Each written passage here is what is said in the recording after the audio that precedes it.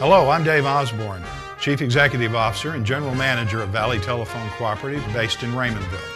I invite you to join me as I guide you on a tour of our communities throughout South Texas.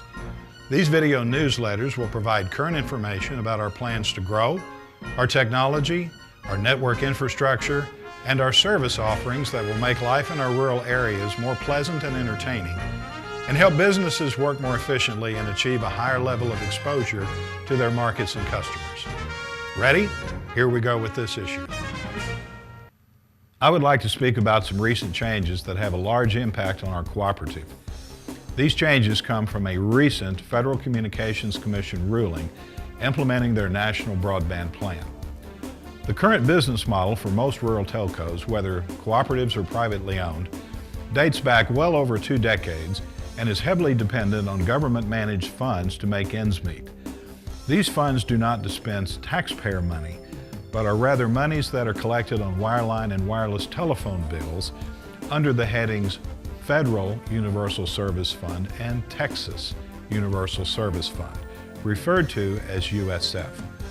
These monies supplement the higher costs of providing telecommunications services in rural and remote areas such as are served by Valley Telephone and companies like ours.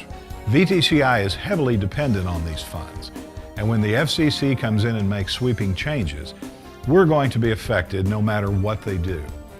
We stand to lose what could be millions of dollars due to this ruling, and it is important to make you aware of what we have done to offset this potential loss of revenue. First, VTCI is at an advantage here because our board of directors and management saw this trend coming as far back as 2005 and have, since that time, poured time, effort, and money into building up our unregulated businesses to bring in new revenues that would offset losses from USF. Our goal has been to build businesses in denser, more cost-effective geographic areas, wherein most of the revenues can come from customers, not sources like USF, which we cannot control, project, forecast, or stimulate.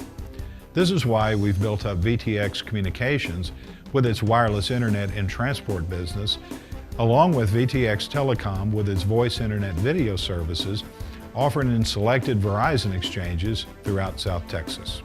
Our big award from the Department of Agriculture has been to build up VTX Telecom more quickly than planned, as well as our award from the Department of Commerce, which was to build up our fiber transport business more quickly than planned. When we lose revenue in one pocket, we're planning to build and make up for the lost revenues from our other pockets. We have a couple of challenging years ahead of us, first in understanding the full impacts and then adjusting to whatever the FCC dishes out.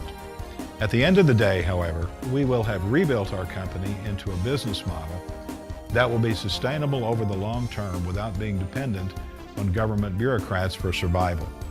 We will continue to provide modern communications technology services to you and to many other customers in South Texas for years to come. We will survive, we will thrive, and you can take that to the bank.